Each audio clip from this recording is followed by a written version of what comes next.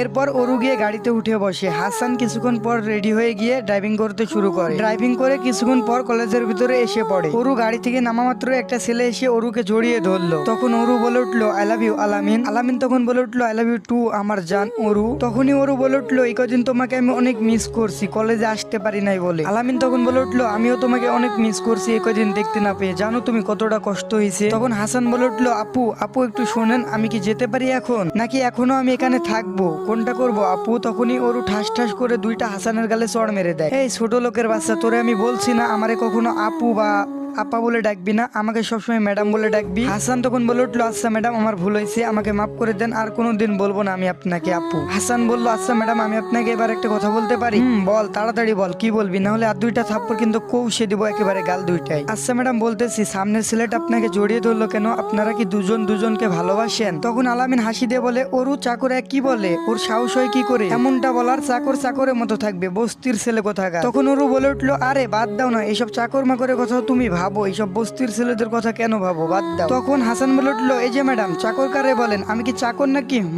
আর বস্তির ছেলে কারে বলেন আপনি। চাকর কাদের বলে জানেন, যারা ঝাড়ু দেয়, ঘর মুছে, কাপড় কাছে, এদেরকে চাকর বলে। আর বস্তির ছেলে কারে বলেন, আমি কি বস্তির ছেলে নাকি, বস্তিতে থাকি নাকি। আর একবার যদি আমাকে চাকর বা বস্তির ছেলে বলেন তাহলে খুব খারাপ হয়ে যাবে ম্যাডাম। হাসানের এমন কথা শুনে ওরু আর আলামিন অবাক হয়ে যায়। তখন আলামিন বলে উঠলো সি ওরু সি, কখনো আমি ভাবতে পারিনি তোমার চাকর তোমাকে এভাবে অপমান করবে। আলামিনের এমন কথা শুনে ওরুর ইগোতে লেগে যায়। আর তখনই হাত তুলে হাসানকে ওরু চড় মারতে যাবে, হাসান ওরুর হাতটি ধরে ফেলে। হাসান ঘুরে উল্টা ওরুকে দুইটা থাপ্পড় বসিয়ে দেয় দুই গালে ঠাস ঠাস করে। হাসান তখন বলে উঠলো তোর অনেক ইগো তাই না, তোরে কিছু বললে তুই থাপ্পড় দিয়ে দিস, এখন দেখ তো থাপ্পড় খাইতে কেমন লাগে। থাপ্পড় খাইতে এখন অনেক ভালো লাগতেছে তাই না, অনেক শান্তি লাগতেছে। এমন জোরে দুইটা থাপ্পড় দিয়েছে যে ওরু মাটিতে গিয়ে একেবারে লুটে পড়েছে। ওরু ঠোঁট ফেটে গিয়ে রক্ত পড়তেছে মাটিতে ঝপঝপ করে। এই থাপ্পড় খেয়ে আলামিন আর ওরু দুজনে একেবারে আশ্চর্য হয়ে যায়। হাসানের এমন রাগী মুখটা দেখে ওরু আর আলামিন একেবারে আশ্চর্য হয়ে যায়। তখন ওরু মাটি থেকে উঠে দাঁড়ালো, বলল তোর এত বড় সাহস, তুই আমাকে চড় মারলি, চল এখন বাসায় চল আমার সাথে, চল তোকে আজকে একটা মজা দেখানো হবে। হাসানের হাত ধরে টানতে টানতে নিয়ে গিয়ে গাড়িতে বসায়, তারপরে দুজনে বাসায় পৌঁছে যায়। বাসায় এসে ওরু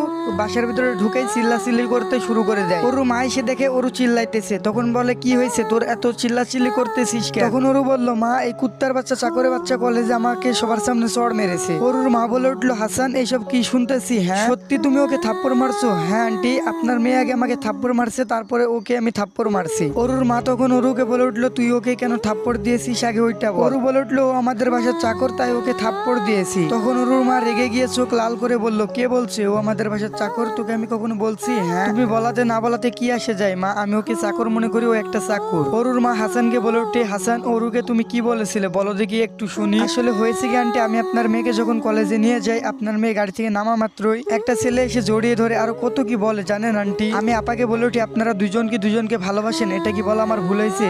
আর আপা বলে উঠে আমি কেন তাকে ম্যাডাম বললাম না। তখন আমাকে থাপ্পড় দেয়, যখন পরবর্তীতে আবার থাপ্পড় দিতে যাবে তখন আমি উল্টা থাপ্পড় দিয়ে দিই আপাকে। ও আচ্ছা আচ্ছা এই কাহিনী, আগে বলবা না বাবা। আচ্ছা ওরু বল ওই ছেলেটা কি আর ও তোকে কেন জড়িয়ে ধরলো। মা ও আমার খুব ভালো একটা বন্ধু, ওকে আমি অনেক ভালোবাসি, ও আমাকে অনেক ভালোবাসে তাই ও আমাকে জড়িয়ে ধরে। ওরুর মা বলে উঠলো কই আমি তো এই সম্পর্কের আগামাথা কিছুই জানি না, আমাকে তো কখনো বলিস না। তখন ওরু বলে উঠলো মা তোমাকে এইসব বলার কখনো আমি প্রয়োজন বোধ মনে করিনি। তখন ওরু মা ওরুকে ধরে ঠাস ঠাস করে দুই গালে দুইটা থাপ্পড় বসিয়ে গাল দুইটারে লাল করে দেয়। আর ওরু মা বলে উঠে যে তোকে আমি পড়াশোনায় করাইলাম মানুষের মতো মানুষ করার জন্য, তোকে আমি এই শিক্ষা দিয়েছি, বড়দের মুখের উপরে কথা বলা শিখেছো তাই না, বড়দেরকে সম্মান করতে ভুলে গেছো। তারপরে আবার ওরুর আম্মু যখন ওরুকে চড় মারতে যাবে তখন হাসান বলে উঠে প্লিজ আন্টি আর মারেন না, ও বাচ্চা মানুষ, ও কিছু বুঝতে পারিনি, ও এখনো ছোট আছে। ওরু তখন বলে উঠে আম্মু তুমি আমাকে একটা চাকরের জন্য এত কথা শোনাইলা, এত চড় মারলা, কখনো ভাবতে পারিনি আম্মু। তখন ওর মা বলে উঠলো দেখো আমি কিন্তু বেশি কথা বলা পছন্দ করি না, আর আমার মুখে মুখে আবার তর্ক করতেছো, যাও এখনই নিজের রুমে যাও। ওর চোখ দিয়ে পানি বের হয়ে গেছে, রাগে একেবারে চোখ দুটা লাল হয়ে গেছে। ওর নিজের রুমে চলে যায় রাগান্বিত হয়ে। হাসান বলে উঠে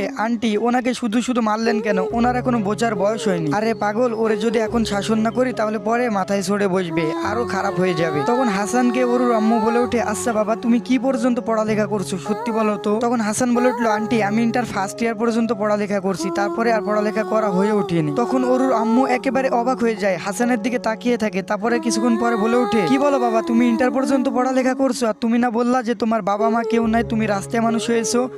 আন্টি, আমি রাস্তায় মানুষ হয়েছি। তখন হাসান বলে ওঠে, আন্টি আমার একটা অতীত আছে, আমার একটা পরিবার ছিল। তখন ওর আম্মু বলে ওঠে যে কি বলতেছো বাবা, কিছুই বুঝতে পারছি না, একেবারে সব মাথার উপর দিয়ে যাইতেছে, একটু বুঝাই বলবা প্লিজ। তখন হাসান বলে উঠলো, আন্টি আমি আপনাদের কাছে কিছু কথা বলি নাই, আমাকে মাফ করে দেন, আজকে আপনাদেরকে সব সত্য বলবো, আপনাদের জানার অধিকার আছে। তখন ওর আম্মু উঠে বললো, হ্যাঁ অবশ্যই বলো, নির্দ্বিধায় বলো, কোনো ভয় নাই, আমরা তোমার পাশে আছি। তখন হাসান তার জীবনের ঘটা কাহিনী, কি ঘটেছে কি ঘটে নাই সবকিছু ওর আম্মুকে বলে ওঠে। ওর আম্মু সবকিছু শুনে কান্না করে ফেলে। তারপরে হাসানও অনেক কান্নাকাটি শুরু করে দেয়। তখন ওর আম্মু বলে উঠলো, তোমার আম্মু এইসবও বিশ্বাস করছে? তখন হাসান বলে উঠলো, আন্টি এইসবও বিশ্বাস করছে। তখন হাসান কান্না কণ্ঠে বলে উঠলো, আন্টি আমার এই পৃথিবীতে জন্ম নেওয়াটাই ভুল হয়েছে, কেন যে এই পৃথিবীতে আমি জন্ম নিতে গেলাম। তখন ওর আম্মু বলল যে দূর পাগল, কান্না করতেছো কেন, আমরা তো আছি, আর কান্না করবে না, ঠিক আছে? হাসান বলে আচ্ছা ঠিক আছে আন্টি। তখন আন্টি বলে ওঠে, আচ্ছা তোমাকে একটা কথা বলি। আন্টি বলে, আমি চাই তুমি ওর সাথে পড়াশোনা করো, ওরও তো তুমি ওর সাথে পড়ালেখা করবা এখন থেকে। না আন্টি, এটা কোনো মতেই হয় না, মানুষ খারাপ বলবে। তখন ওর আম্মু বলল, মানুষের কথা শুনলে হবে নাকি? হ্যাঁ, মানুষ তো অনেক কিছুই বলে। তখন হাসান বলে উঠল, আচ্ছা আন্টি আপনি যেটা ভালো মনে করেন ওইটাই হবে। তো এখান থেকে শুরু হয় আরেকটা কাহিনী। পরবর্তী পার্ট দেখতে অবশ্যই কমেন্ট করেন। আর আপনারা নাকি ছোট ছোট পার্ট, ছোট ছোট ক্লিপ দেখে শান্তি পাইতেছেন না, আমি কি একটা ইউটিউব চ্যানেল খুলবো? অবশ্যই কমেন্টে আমার জানান, সবাই উড়াধুরা। তো আজকের মতো আল্লাহ হাফেজ। পরবর্তী পার্ট 4 দেখতে কমেন্ট করেন।